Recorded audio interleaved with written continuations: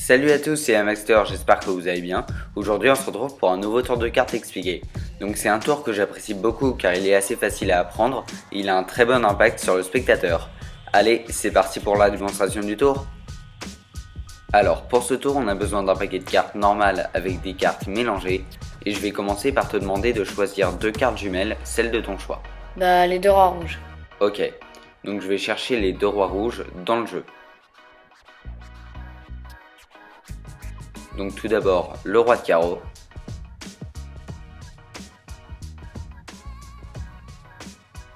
et ensuite le roi de cœur. À présent je vais te demander de piocher une carte au hasard, mais tu vas la prendre et sans la regarder, tu vas la mettre de côté sur le tapis.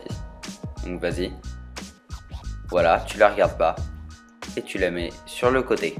Parfait, donc cette carte qui a été choisie au hasard va être notre carte de prédiction.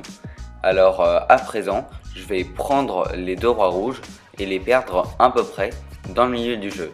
Donc je vais en perdre un plus sur le dessus, comme ceci. Donc je vais les retourner comme ça, pour qu'ils soient bien visibles dans le jeu. Et je vais en mettre un plus sur le dessous du jeu. Comme ça. Voilà. Donc ensuite, je recouvre. Et maintenant, on a notre prédiction qu'on n'a pas encore vue. Je vais la mettre sur le côté sans la regarder.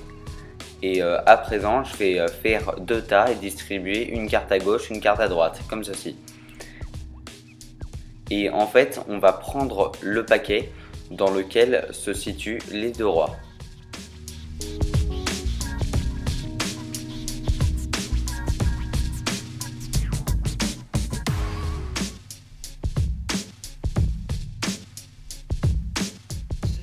Donc là, les deux rois sont à droite. Donc on prend le paquet de gauche et on va le mettre de côté. Et ainsi de suite.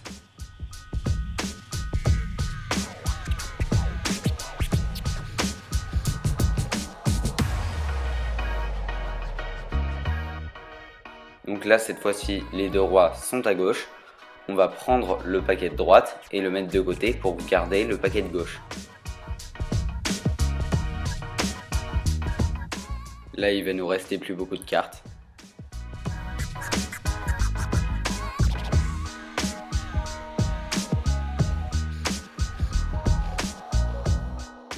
Et voilà. Donc, on peut remarquer qu'il ne reste qu'une seule carte au milieu des deux rois rouges.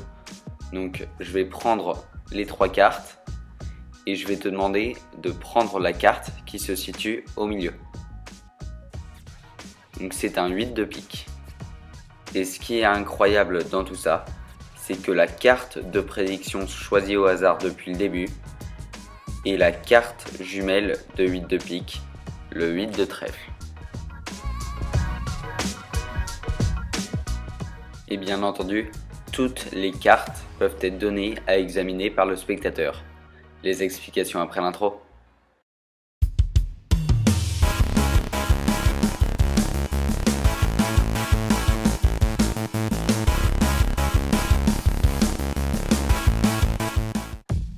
Alors, pour ce tour, vous avez besoin d'un paquet de 52 cartes sans les jokers.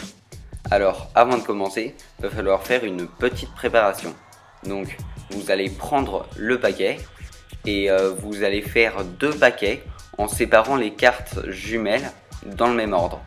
Donc, vous allez mettre par exemple les deux as rouges comme ceci, un d'un côté, un de l'autre, ensuite les deux 6 noirs, les deux 4 rouges et ainsi de suite, et peu importe l'ordre où vous mettez les cartes jumelles.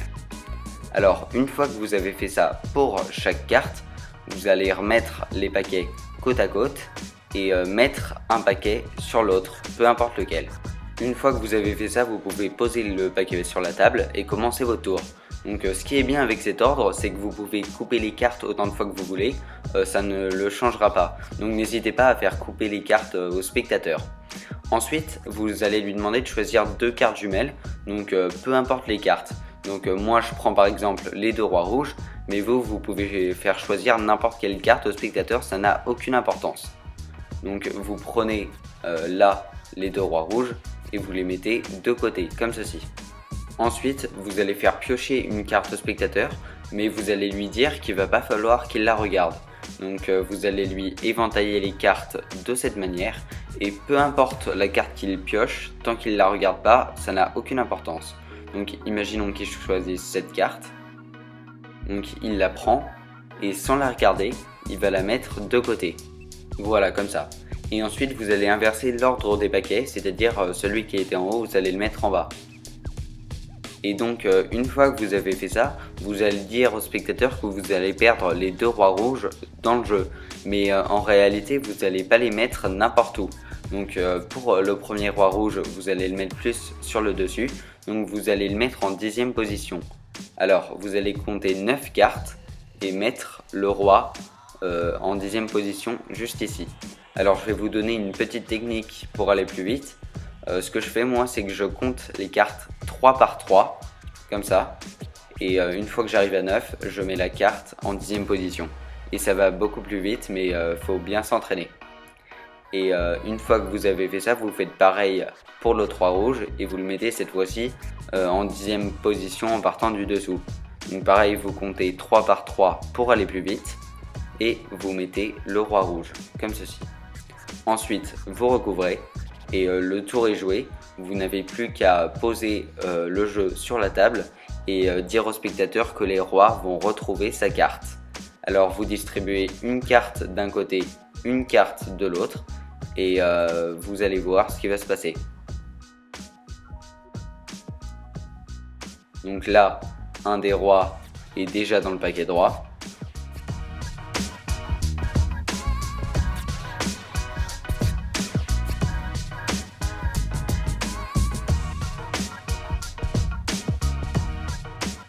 Et le deuxième roi est également dans le paquet droit. Donc vous allez prendre le paquet de droite et retirer le paquet de gauche, et ainsi de suite. Donc je pense que vous avez compris la méthode, et je vais accélérer un peu.